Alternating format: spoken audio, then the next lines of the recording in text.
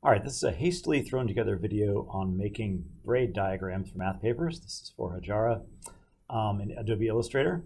We're going to first create a new document. The size we'd like is maybe 5 inches wide. 5.5 is the biggest it could be. You can always trim it down later. The height should be 1/4 inch for every strand of the braid you're going to do if it's a horizontal braid.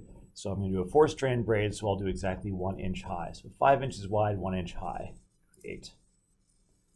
Once you got this document, let's bring this in.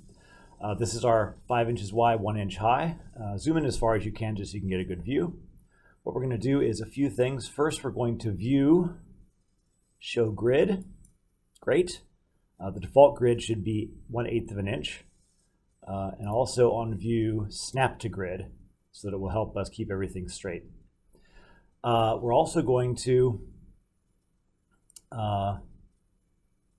point out that if you do need to change the size of the document, like if you want to crop it down, on the File menu or possibly the Illustrator menu on an Apple, Document Setup, Edit Artboards, you can select, if you top left anchor is probably what you're going to want to do, you can change the width and height here, okay? And when you're done, just press Escape. Okay. Now once we're drawing, the key thing is to draw your strokes in the right way. So what we're going to do is, I'll put a test stroke out here just to get us going. I'll draw a line segment, another line segment. And what I want to do is, I'm going to drag the black arrow to select them all. I'm going to just make sure I've got everything set up right to draw the crossings. All right. So, I don't have that window here. So, window, you want to make sure you have the window appearance window. There we go. Here's the appearance window. This would be over, dock it over here. It would be right there. It would be kind of the dot with a little dotted line around it. What I want is a 1-point stroke. That's good.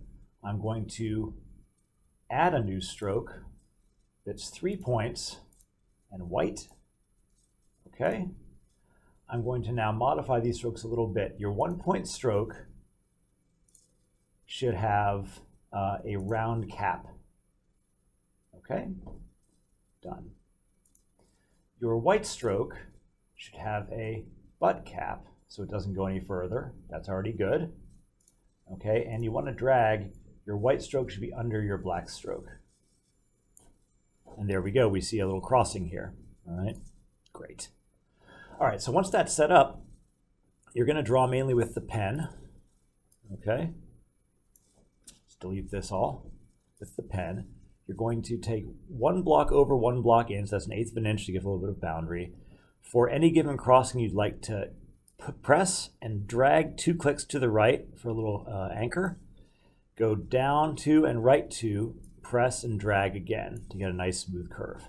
Okay, Escape will finish. You can do the same thing again below it. I'm going to make a little X here. 2 spots down. These strands are going to be exactly 2 blocks spaced a piece. Now, press and drag, release, press and drag, release, Escape. Now, as you can see, I've accidentally killed my process here, so try this again, make sure you have this right. Once you've drawn a few, it should stick with the same setting. So I'm going to add a stroke. If you ever lose it, you want a white stroke, 3 points. You want that stroke below the black stroke. You want no fill. Right? If you have a fill here, select it and put it in the trash can. Again, you want the white stroke to double check is a butt. The black stroke is a round cap. Great. Okay, now once I've done that, these should stick for the future guys. I'm going to maybe draw another guy 2 over. There we go. Here. You don't need to connect these, by the way. It's almost better if they're not connected. I'll tell you why. When you need to move things up and down in the hierarchy, if they're not connected, you can move them all independently. So, maybe I'll put another guy. Well, actually, I'll tell you another thing you can do once you have one of these X's drawn is select it. Right, select an X. Oh, those connected automatically. Oh, well. If you get these connected and don't want them connected, here's the trick. The white arrow to select individual spots. If I click that dot, that control point, I can cut. Now that's 2 separate curves. That's what I really wanted in the first place. If everything's separate, Control C, Control V, I can paste in another copy and, you know, put one there. Control C, Control V, I can put another one up here. And who knows what braid you want, but maybe it's something like that. When you want to connect it up, just go to the line is the easiest thing to do and just draw straight line segments. Okay. There we go. And there is a braid. The last thing you might need to do is these crossings might not be the right sense. There are shortcuts for these, but in case you don't know the shortcut, it's Control, Shift, left bracket and right bracket to move to bottom and top. Suppose I want this crossing to go the other way. I can pick up the underneath strand, click it, the black arrow, and I can either do Control Shift left bracket or right bracket. There's right bracket to move the top, left bracket to move the bottom. Or I can simply right click it, and this is under Arrange. If I bring it forward, it will be the overcrossing strand.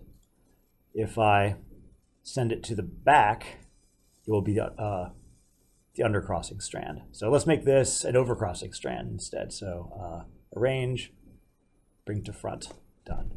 This guy, maybe I'm happy with this guy, maybe I want to switch this guy. I'll take the top guy, right click, Arrange, send to back.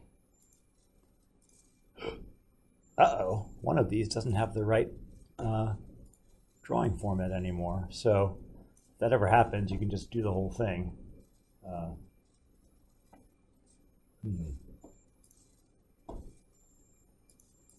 Not sure which one of these. This one, oh, this one doesn't have it. Let's add that stroke back in. If anything ever gets copied and doesn't pick up the stroke, it's easy to add in. Again, it's a white 3-point stroke underneath the black. You do want to make sure that it's got a butt end. Right? There you go. And that's pretty much it. If you saw this and you were finished, great. Maybe you want to trim it off so it doesn't have all this extra stuff. You could either center what's in this picture or better yet, cut it off. What you can do is, again, well, here it is, Document Setup or File, Document Setup, Edit Artboards. You know, you can either type it or honestly, if the grid's there, you can just click a bit and just drag it to the right spot. Okay, escape when you're finished. And there is our braid diagram. If you want to clear up these rounded ends, which I think are a bit ugly, you can just make a rectangle with no stroke and a white fill and just draw it right here to cover it up. I think this is kind of optional, but I think it makes it just a bit nicer of a diagram if the ends are flat instead of rounded. I'd say pretty much this diagram is finished. Final bit, saving the document. LaTeX is going to want it as a PDF, so when you save it, save as a PDF. I'll call it, I don't know, my desktop, braid, I don't know, sample braid.